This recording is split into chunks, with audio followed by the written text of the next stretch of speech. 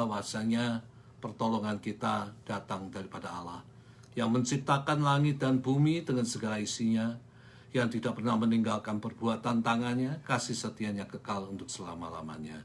Dan turunlah ke atas seluruh sidang jemaat Tuhan kasih karunia anugerah sejahtera yang datang daripada Allah Bapa dan Tuhan kita Yesus Kristus.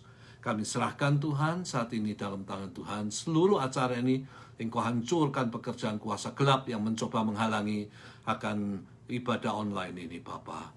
Kami serahkan dalam tangan Tuhan supaya semuanya berjalan dengan lancar. Terima kasih, Bapa. Kami serahkan hanya di dalam nama Tuhan Yesus Kristus yang menjadi juru selamat kami berdoa. Amin. Amin.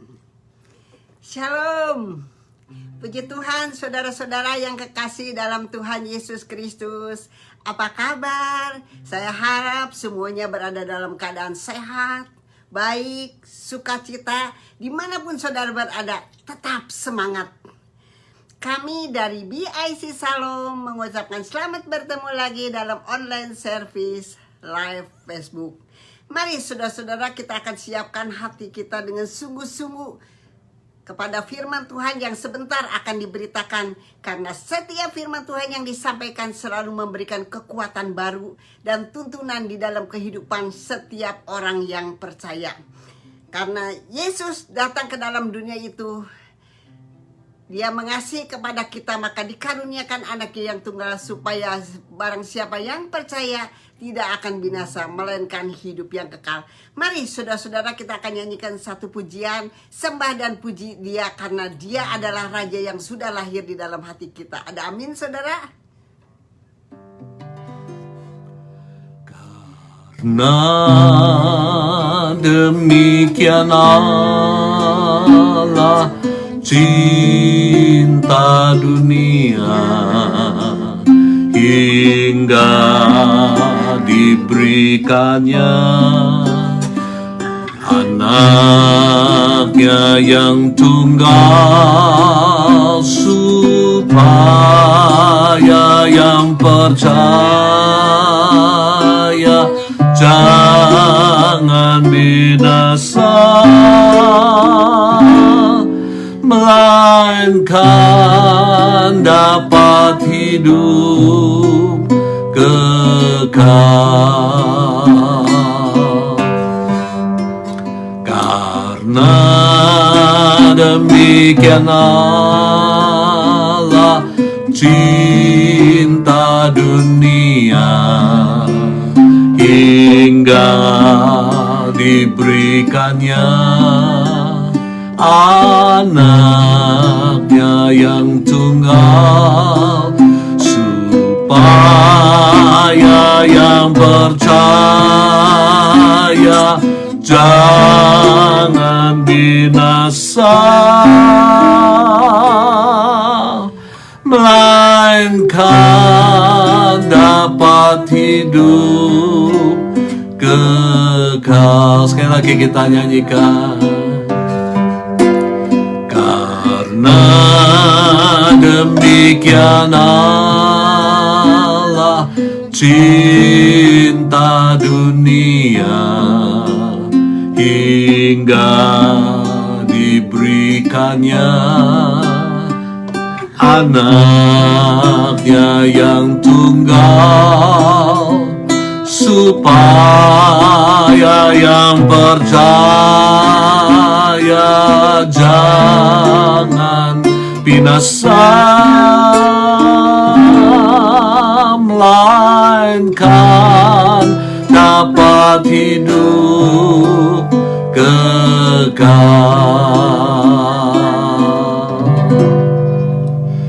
Sembah dan puji Dia, sembah dan puji Dia, sembah dan puji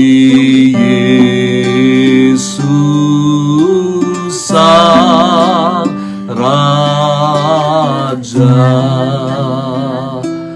Sembah dan puji Dia, sembah dan puji Dia, sembah dan puji Yesus Sang Raja.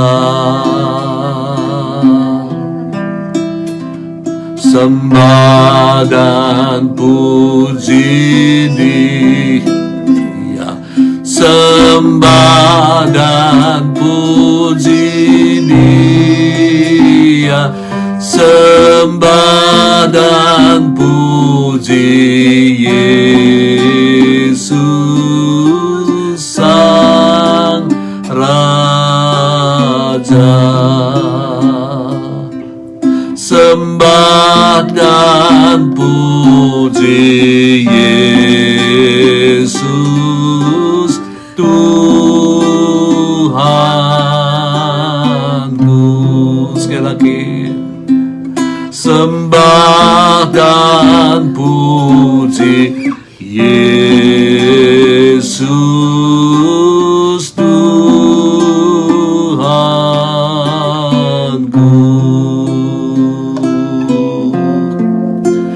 Haleluya,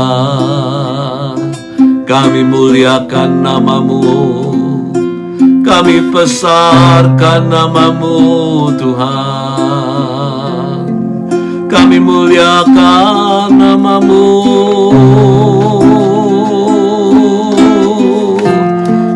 Oh haleluya, oh haleluya, oh haleluya.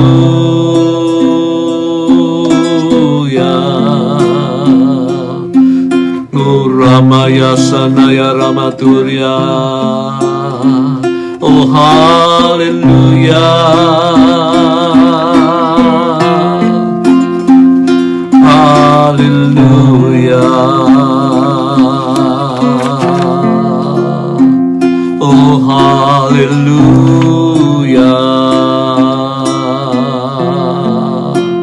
oh haleluya.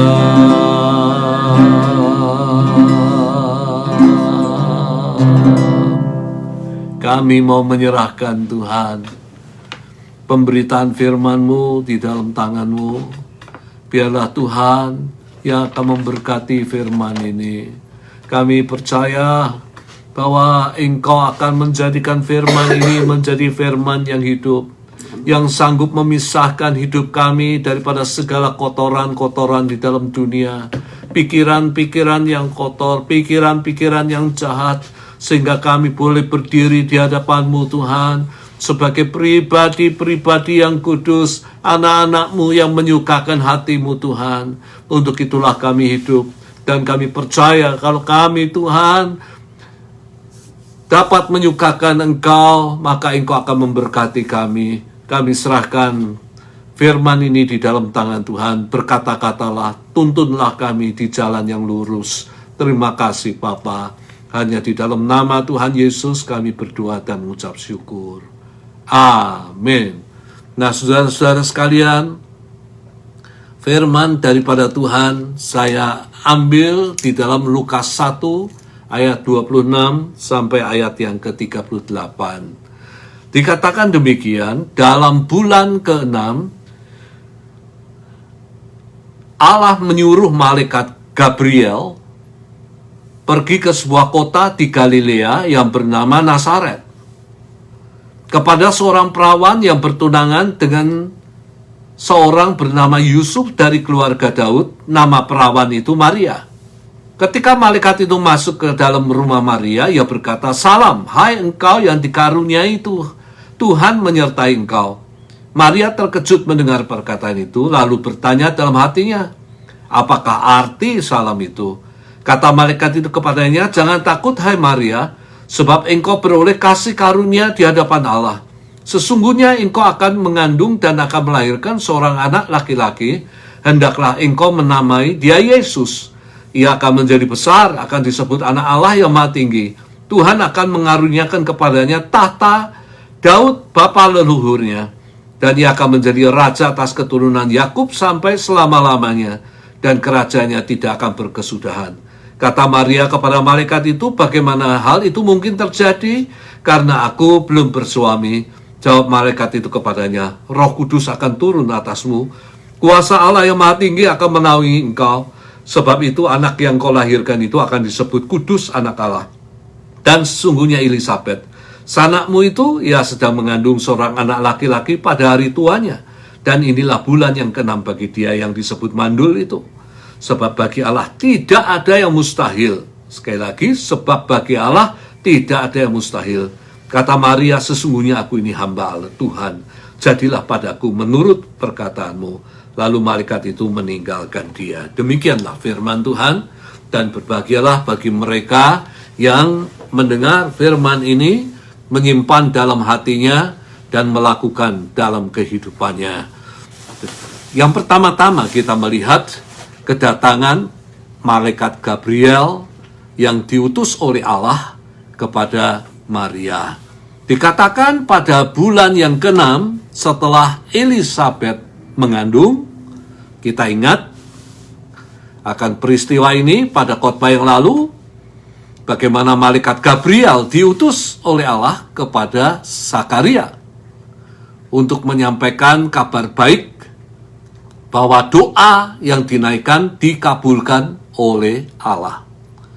Meskipun suami istri ini tua dan istrinya mandul, secara logika, secara akali, tak mungkin bisa punya keturunan.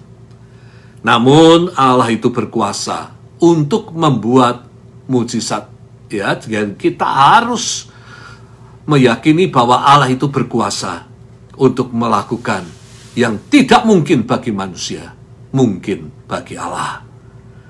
Yang mustahil bagi manusia, tidak mustahil bagi Allah. Elisabet mengandung akhirnya dan melahirkan anak yang bernama Yohanes Pembaptis, yang menjadi forerunner Kristus. Dan itu sudah saya khotbahkan pada waktu yang lalu. Malaikat Gabriel yang sama diutus oleh Allah kali ini ke kota Galilea. Kalau saudara perhatikan di dalam ayat yang ke-26, ke kota Galilea yang bernama Nazaret. Jadi Nazaret berada di daerah Galilea. Kepada seorang perawan yang bertunangan dengan Yusuf dari keluarga Daud yang bernama Maria. Jadi Maria sekali lagi adalah seorang perawan yang belum menikah dan yang bertunangan dengan Yusuf. Arti bertunangan adalah merupakan suatu perjanjian untuk dilanjutkan di dalam pernikahan. Di dalam poin yang pertama, di dalam bagian yang pertama, poin yang pertama, bagaimana malaikat Gabriel itu berjumpa dengan Maria. Maka malaikat Gabriel itu menyampaikan salam. Dikatakan di dalam ayat yang ke-27, ayat yang ke-28, ketika malaikat itu masuk ke dalam rumah Maria, ia berkata, salam hai engkau yang dikaruniai, Tuhan menyertai engkau. Jadi salam yang disampaikan oleh malaikat Gabriel bukan merupakan salam yang umum. Ya, biasanya kalau kita menyampaikan salam, kita katakan shalom, salam yang umum, atau yang diterjemahkan sebagai salam damai sejahtera. Tetapi perhatikan, di dalam salam yang disampaikan malaikat Gabriel, di dalam bahasa Inggris dikatakan, bersukacitalah engkau yang disukai. Arti, sekali lagi, bersukacitalah engkau yang sangat disukai. Artinya, Maria bukan hanya disukai, tapi sangat disukai oleh Allah. Tuhan menyertai engkau. Karena Maria disukai Allah, maka Tuhan itu menyertainya. Jadi orang yang disukai Allah, maka Tuhan itu akan selalu juga menyertai hidup daripada orang yang disukai oleh Allah. Dan siapa yang disukai oleh Allah tidak lain adalah orang yang menyukai, yang dapat menyukakan hati daripada Allah. Orang yang dapat menyukakan hati Allah pasti akan disukai oleh Allah. Dan Tuhan akan menyertai apa yang direncanakan. Menyertai saudara sekalian apa yang dilakukan. Dan Tuhan akan membuat berhasil mereka yang berhasil menyukakan hati Allah. Lalu kemudian dikatakan oleh malaikat Gabriel, kata-kata yang tidak tercantum di dalam Alkitab bahasa Indonesia, dikatakan, berbahagialah engkau di antara wanita-wanita. Tetapi tercantum kata-kata ini di dalam Alkitab bahasa Inggris. Dikatakan bahwa, blessed are you among women. Berbahagialah engkau di antara wanita-wanita. Ketika Maria mendengar perkataan ini, ia bertanya dalam hatinya, apa maksud kata-kata salam daripada malaikat Gabriel? Yang pertama-tama, Maria pasti takut melihat malaikat yang datang kepadanya, karena mendadak menampakkan diri kepadanya. Yang kedua, bertanya dalam hati, apa arti salam yang disampaikan kepadanya? Apakah akan mendatangkan kebaikan atau malapetaka bagi dirinya? Dan kemudian di dalam ayat yang selanjutnya, ayat 30, dikatakan kata malaikat itu kepadanya, jangan takut, hai Maria, sebab engkau beroleh kasih karunia di hadapan Allah. Malaikat itu menegaskan kembali, ia datang bukan untuk melakukan yang buruk, tetapi menyampaikan kabar baik, bahwa Maria beroleh kasih karunia Allah, beroleh anugerah daripada Allah, dipilih untuk menjadi ibu Mesias, ibu Kristus. Mungkin kita bertanya-tanya di antara banyak wanita, mengapa pilihan jatuh kepada Maria? Dan ini jawabannya. Yang pertama-tama tentu Allah itu memiliki hak prerogatif untuk memilih siapa saja yang menjadi ibu daripada Yesus. Dan dalam hal ini yang dipilih adalah Maria. Yang kedua, hidup Maria sangat disukai Allah. Artinya memenuhi standar yang ditetapkan Allah. Hidupnya kudus, sesuai dengan kehendak Allah. Karena itu Allah memilihnya menjadi ibu Yesus. Hal yang sama di dalam pelayanan. Kekudusan hidup merupakan syarat bila orang ingin dipakai Tuhan. Di dalam 2 Timotius 2 ayat 21, jika seorang menyucikan dirinya dari hal-hal yang jahat, ia akan menjadi perabot rumah, atau hidupnya akan menjadi alat di tangan Tuhan untuk maksud yang mulia. Ia dikuduskan, dihususkan, dipandang layak untuk dipakai tuannya, disediakan untuk setiap pekerjaan yang mulia. Jadi, kalau orang ingin dipakai Tuhan, ya, menjadi alat kemuliaan Tuhan, dia harus hidup kudus, hidup sesuai dengan kehendak daripada Allah. Ya, jangan hidup rusak. Orang yang hidupnya nggak benar, nggak akan dipakai Tuhan. Tapi Tuhan akan pakai orang yang hidupnya benar di hadapannya. Bagian yang pertama, poin yang kedua, kita lihat mengenai anak yang dikandung Maria. Dikatakan oleh malaikat Gabriel, sesungguhnya engkau akan mengandung dan akan melahirkan seorang anak laki-laki. Di dalam ayat yang ke-31. Dan hendaklah engkau menamai dia Yesus. Maria akan mengandung Yesus, yang berarti juru selamat. Jadi arti Yesus adalah juru selamat. Dan ia yang ditetapkan Allah untuk menyelamatkan dunia. Ia datang ke dalam dunia untuk memikul dosa saudara dan saya, supaya melalui kematian di atas kayu salib dan melalui kebangkitannya, ia menyelamatkan barang siapa yang percaya kepadanya. Yohanes 3 ayat 16 mengatakan bahwa demikianlah Allah mengasihi isi dunia ini, sehingga dikaruniakan anaknya yang tunggal, supaya yang percaya kepadanya tidak binasa, melainkan mendapat hidup yang kekal. Hal yang berikutnya, siapa anak yang dikandung oleh Maria? Dikatakan ia akan menjadi besar, akan disebut anak Allah yang maha tinggi. Sebutan anak Allah bukan berarti Allah itu beranak. Ya, kadang-kadang orang salah menafsirkan, ya, yang dari golongan iman yang lain mengatakan kok Allah itu bisa beranak. Ya. Jadi anak Allah bukan berarti bahwa Allah itu beranak. Atau Yesus itu diperanakkan. Tetapi anak Allah itu berarti kealahan daripada Yesus. Bahwa Yesus adalah Allah yang menjadi manusia. Rasul Yohanes mengatakan di dalam Yohanes 1 ayat 1 bahwa pada mulanya adalah firman. Firman itu bersama-sama dengan Allah dan firman itu adalah Allah. Yesus adalah Allah. Karena itu ia berkuasa, saudara sekalian, untuk menolong kita dari segala masalah yang kita hadapi.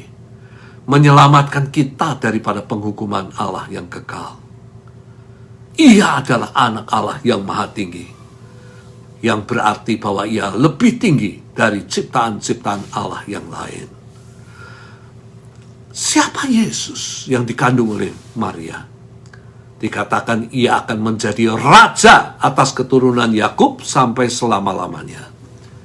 Dan kerajaannya tidak akan berkesudahan. Di dalam ayat yang ke-33 dikatakan demikian. Raja atas keturunan Yakub menunjuk kepada keturunan Israel secara biologis, tapi percaya kepada Yesus. Jadi sekali lagi, keturunan Yakub atau Israel menunjuk kepada keturunan Israel secara biologis, namun percaya kepada Yesus. Tetapi juga yang kedua mempunyai pengertian bangsa-bangsa lain yang percaya akan nama Yesus sebagai Tuhan dan Juru Selamat. Itu dihisapkan sebagai Israel rohani. Efesus 2 ayat 12. Bahwa pada waktu kamu tanpa Kristus, tanpa Yesus, kita tanpa Yesus tidak termasuk kewargaan Israel. Tidak mendapat bagian di dalam ketentuan-ketentuan yang dijanjikan. Atau perjanjian yang dijanjikan. Tanpa pengharapan, tanpa Allah di dalam dunia. Hanya melalui Yesus yang percaya kepadanya dihisapkan sebagai Israel secara rohani, sebagai keturunan daripada Abraham secara rohani. Melalui Yesus kita yang percaya mendapat bagian di dalam ketentuan-ketentuan atau perjanjian yang dijanjikan oleh Allah. Perjanjian apa itu? Perjanjian berkat. Sebab itu di dalam Yesus Kristus ada berkat bagi hidup kita. Melalui Yesus kita memiliki pengharapan. Pengharapan apa? Pengharapan keselamatan. Melalui Yesus, Allah Abraham, Ishak, dan Yakub menjadi Allah kita. Lalu dikatakan bahwa Yesus akan menjadi raja atas keturunan Yakub sampai selama-lamanya. Ya. Jadi yang dikandung oleh Maria adalah raja atas keturunan Yakub sampai selama-lamanya. Raja di dalam kehidupan daripada orang-orang yang percaya akan nama daripada Yesus. Pertanyaannya, apakah Yesus sudah menjadi raja di dalam kehidupan kita? Atau kita hidup menurut keinginan kita sendiri? Adakah Yesus menjadi raja di mana kita hidup hanya menurut apa yang menjadi keinginannya, menjadi kehendaknya? Dan ini penting untuk kita renungkan, saudara sekalian. Kita masuk di dalam bagian yang kedua, masalah yang dihadapi Maria. Maria mengatakan di dalam ayat yang ke-34, Bagaimana itu mungkin terjadi? Karena aku belum bersuami. Kata belum bersuami menyatakan bahwa ia baru bertunangan dengan Yusuf. Belum hidup sebagai suami istri. Secara akal, tidak mungkin orang punya anak tanpa hubungan seks, bukan? Tuhan menciptakan manusia laki-laki dan perempuan dengan harapan melalui hubungan seks dalam pernikahan bisa berkembang manusia memenuhi isi bumi ini. Secara logika, orang yang belum bersuami bagaimana mungkin bisa mengandung dan melahirkan anak? Tentu tidak, bukan? Nah, di dalam bagian 2, poin yang pertama, jawab malaikat kepadanya. Dikatakan di dalam ayat yang ke-35, Roh Kudus akan turun atasmu. Kuasa Allah yang Maha Tinggi akan menaungi engkau. Sebab itu anak yang akan kau lahirkan itu akan disebut kudus, anak Allah. Malaikat Gabriel mengatakan, kuasa Allah. Kalau saya boleh simpulkan, kuasa Allah yang akan membuat mujizat. Kandunganmu akan terjadi bukan karena perbuatan manusia, tetapi oleh karena kuasa daripada Allah. Allah yang akan membuat mujizat, melakukan hal-hal yang tidak mungkin bagi manusia, tetapi mungkin bagi Allah. Dan anak yang dilahirkan itu akan disebut kudus tanpa dosa. Kemanusiaan Yesus, Allah yang menjadi manusia, kemanusiaannya sama seperti kemanusiaan manusia yang lain. Bisa lapar, bisa haus, bisa ngantuk, bisa capek, bisa marah kalau melihat ketidakbenaran, bisa sedih. Tetapi yang membedakan Yesus dan manusia yang lain, bahwa dia tanpa dosa. Manusia yang lain berdosa. Dia dilahirkan tanpa dosa. Manusia yang lain dilahirkan di dalam dosa. Lalu bertanya dalam hatinya. Maaf sebentar saudara sekalian. Kenapa, Pak?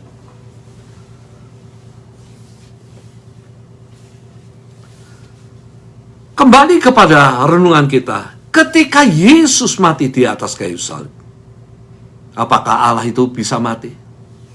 Yang mati adalah kemanusiaannya. Menggantikan kita, menanggung dosa-dosa kita, supaya melalui kematiannya, maka kita diselamatkan.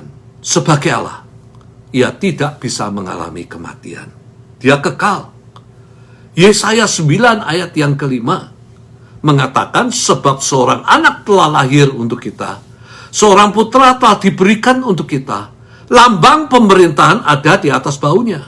Namanya disebutkan orang penasihat ajaib, Allah yang perkasa, Bapa yang kekal, Raja damai. Ia bukan hanya penasihat, Allah Raja, tetapi juga Bapa yang kekal. Kekal berarti sebelum segala sesuatu ada, dia sudah ada. Karena ia yang menciptakan segala yang ada. Dan setelah segala sesuatu tidak ada, lenyap, ia tetap ada, bahkan tetap ada sampai selamanya. Malaikat Gabriel mengingatkan mengenai Elisabet di dalam ayat yang ke-36. Yang mandul, keluarga dekat Maria, yang mengandung anak pada hari tuanya. Dan saat ini kandungannya menginjak bulan yang ke-6. Oleh karena apa? Elisabet mengandung oleh karena perbuatan ajaib yang dilakukan oleh Allah dalam kehidupannya. Ini mengingatkan kita sekalian. Apakah kita percaya bahwa Tuhan itu masih sanggup membuat mujizat, membuat keajaiban di dalam hidup manusia? di dalam kehidupan kita orang-orang yang percaya. Sebab itu, kita harus selalu bersyukur ketika kita mengalami segala yang tidak kita inginkan. Kegagalan, sakit, usaha mengalami kemunduran. Tetap harus bersyukur. Karena syukur itu merupakan suatu tanda bahwa kita percaya kepada Tuhan yang dapat melakukan mujizat, melakukan perbuatan yang ajaib di dalam kehidupan kita. Yang terakhir, Maria menerima keputusan Allah. Di dalam ayat yang ke-38, kata Maria, sesungguhnya aku ini hamba Tuhan, jadilah menurut perkataanmu itu. Lalu malaikat itu meninggalkannya. Kata yang terakhir, Maria menyadari dia hamba Tuhan. Apa itu hamba Tuhan? Hamba Tuhan adalah hamba yang selalu melakukan apa yang dikehendaki oleh Tuhannya. Dan dapat menerima apapun yang diizinkan Tuhan terjadi di dalam kehidupannya. Siap untuk menanggung segala risiko sebagai hamba Tuhan. Maria siap menanggung segala risiko sebagai hamba Tuhan. Siap menanggung risiko dianggap berselingkuh. Siap menghadapi risiko mungkin akan diceraikan oleh suaminya. Siap menghadapi risiko diolok-olok oleh masyarakat di sekitarnya. Karena belum menikah, sudah hamil. Ini pelajaran bagi kita. Setelah kita dibebaskan dari dosa, kita menjadi hamba daripada Allah. Seperti Maria, kita adalah hamba Tuhan yang harus taat menjalankan kehendak Tuhan di satu sisi, dan harus menerima yang Tuhan izinkan terjadi dalam kehidupan kita.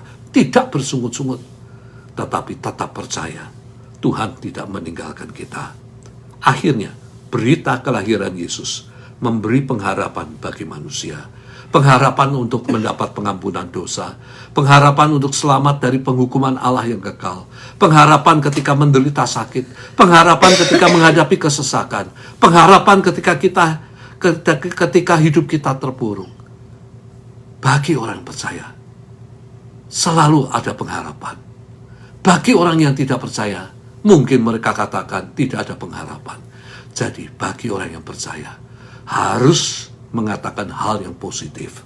Ada harapan. Karena apa? Karena Yesus menjadi pengharapan dalam kehidupan kita. Saudara percaya?